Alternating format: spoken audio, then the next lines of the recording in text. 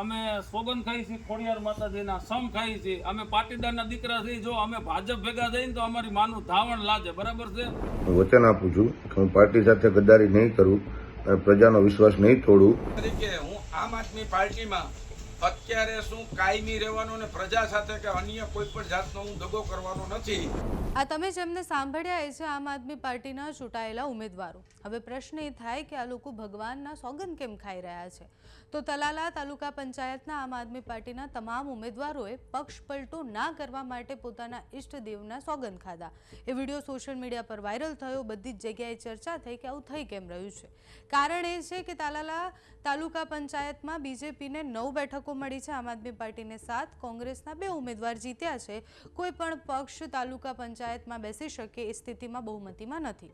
જો આમ આદમી પાર્ટીના જીતેલા એક પણ ઉમેદવાર આ બાજુ જાય છે તો પછી સ્થિતિ બદલાઈ જાય છે અને પછી બહુમતી મળી શકે છે. પણ ઈષ્ટદેવના સોગંદ ખાય અને પછી એ તમામ ઉમેદવારો એવું કહ્યું છે કે અમે પક્ષ પલટો નથી કરવાના. આમ આદમી પાર્ટીના ઉમેદવારો જો ભૂલથી પણ પક્ષ પલટો કરે છે તો પાર્ટીના નિયમ મુજબ તેમનું સભ્યપદ રદ કરવા માટે કોર્ટનો સહારો ચોક્કસથી લેશે એ વાત પણ કરવામાં આવી છે. સોગંદ લેતા ઉમેદવારો એવું કહે છે કે ભૂલથી પણ પક્ષ પલટો અમે નથી કરવાના અને એટલે જ એ ઈષ્ટદેવની સામે સોગંદ લઈ રહ્યા છે. તો પહેલા એ તમામ ઉમેદવારોના જે વિડીયો આવ્યા છે તે જુઓ. હું બોરવાઈથી આવું છે, કોળી સમાજના તાલુકામાંથી છૂટાણું છે. હું ખોટું કરી નહીં કાંઈ, મારા કુળદેવના હામ કોઈ વસ્તુ નહીં. હું ભેગો ભેગો જ રહેવાનું, ગમે એમ થઈ જાય તોય કોઈ વસ્તુ મારીમાંથી વિશ્વાસઘાત કરતા નહીં. ગમે એમ ભલે થઈ જાય, કોઈ હું પૈસા લાલચમાં નહીં જાઉં, કોઈ વસ્તુમાં હું નહીં જાઉં. જય દ્વારકાધીશ, જય સોમનાથ.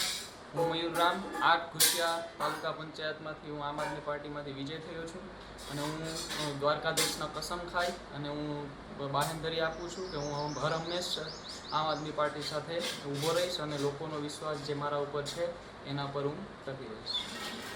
મારું નામ છે મધુભાઈ કનકભાઈ શિયાળ, ધાવા જસા પુરસાદ, આમ આદમી પાર્ટીથી વિજય થયેલો. હું જનતાનો વિશ્વાસ નહીં કરું, ભગવાનની સાક્ષીએ સોગંદ ખાઓ કે પૂરી ઈમાનદારીથી આમ આદમી પાર્ટીનો સાથ ક્યારેય નહીં કરું. નમસ્કાર મિત્રો, હું ચિત્રાવડ તાલુકા પંચાયત સીટ ઉપર મારા ઘરના એટલે કે ઉષા દિનેશ બાકુ પ્રજાએ સવલત મત આપી અને વિજય બનાવ્યો તેના પ્રતિનિધિ તરીકે હું આમ આદમી પાર્ટીમાં અત્યારે શું કાયમી રહેવાનો અને પ્રજા સાથે કે અન્ય કોઈ પણ જાતનો હું દગો કરવાનો નથી.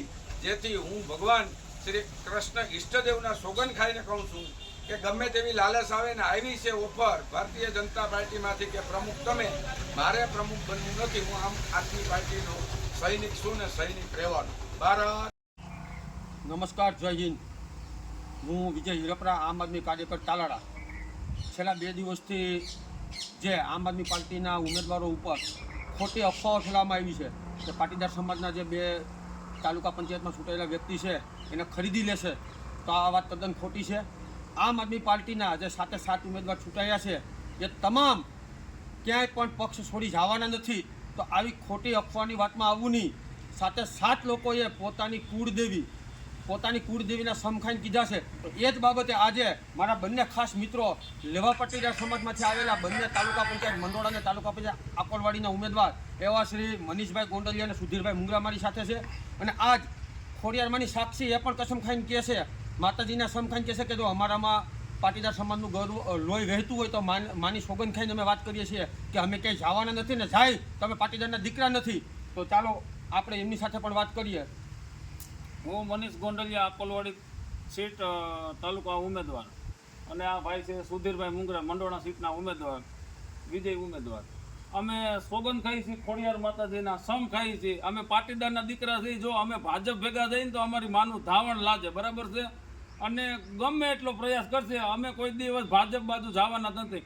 આંગરા કપાઈ જાય, ગરા કપાઈ જાય, જી થવું થાય, બાકી અમે કોઈ દી ભાજપ ભેગા ભળવાના જ નથી. આ ચોખ્ખી ને સ્પષ્ટ વાત છે. આમ આદમી પાર્ટી અરે વફાદાર થઈ અને કાયમી એના માટે અમે વફાદાર રહેવું. જ્યાં જરૂર પડે આમ આદમી પાર્ટીને ત્યાં અમે ખડે પગે ઉભા છીએ. હું જસ્મીન પટેલ આમરસ બેઠક ઉપરથી આમ આદમી પાર્ટીમાંથી વિજેતા થયેલ છું. પાટીદાર સમાજના એક જવાબદાર વ્યક્તિ તરીકે મારા ઈષ્ટની સાક્ષીએ હું વચન આપું છું કે હું પાર્ટી સાથે ગદ્દારી નહીં કરું અને પ્રજાનો વિશ્વાસ નહીં તોડું. તારડાની પરિસ્થિતિથી સૌ લોકો વાકેફ છુઓ, બરાબર. એટલે કોઈ પણ લોકોએ કોઈ પણ વાતમાં કે કોઈ પણ ભ્રમમાં આવવાની જરૂર નથી. અમે બધા એક જ છીએ અને એક જ રહેવાના, આવો હું વિશ્વાસ આપું છું. તાલાલા તાલુકા પંચાયતમાં ભારતીય જનતા પાર્ટીના આટલા બધા ઉમેદવારો જીત્યા છતાં બહુમતી માટે તેમને હજુ એક સભ્યની જરૂર છે. કુલ 18 બેઠકો ધરાવતી આ પંચાયતમાં ભાજપને 9, આમ આદમી પાર્ટીને 7 અને કોંગ્રેસને 2 બેઠકો મળી છે. બહુમતી માટે 10 સભ્યોનું સભ્યબળ હોવું જરૂરી છે. ભાજપ સત્તાનું સુકાન મેળવવા માટે આપ કાં તો કોંગ્રેસના કોઈ ઉમેદવારને પક્ષ પલટો કરાવીને પોતાના પક્ષમાં લાવે તો પછી બહુમતી મળે અને ત્યાં એ બેસી શકે. પણ આમ આદમી પાર્ટીના ઉમેદવારોએ તો હવે ના પાડી દીધી છે, સોગંદ લઈ લીધા છે કે અમે પક્ષ પલટો નથી કરવાના. તો હવે કોંગ્રેસના ઉમેદવારને આ તરફ લાવી શકે છે કે કેમ, એ આખી ગેમ જોવાની રસપ્રદ રહેવાની છે. તમારું આ વિષય પર શું માનવું છે અમને કમેન્ટ્સમાં જણાવજો. અત્યારે આ વિડીયોમાં બસ આટલું જ. જો તમે અમને યુટ્યુબ પર જોઈ રહ્યા હોય તો સબસ્ક્રાઇબ કરજો, ફેસબુક પર જોઈ રહ્યા હોય તો ફોલો કરજો, અમારા આ વિડીયોને લાઇક અને શેર કરજો.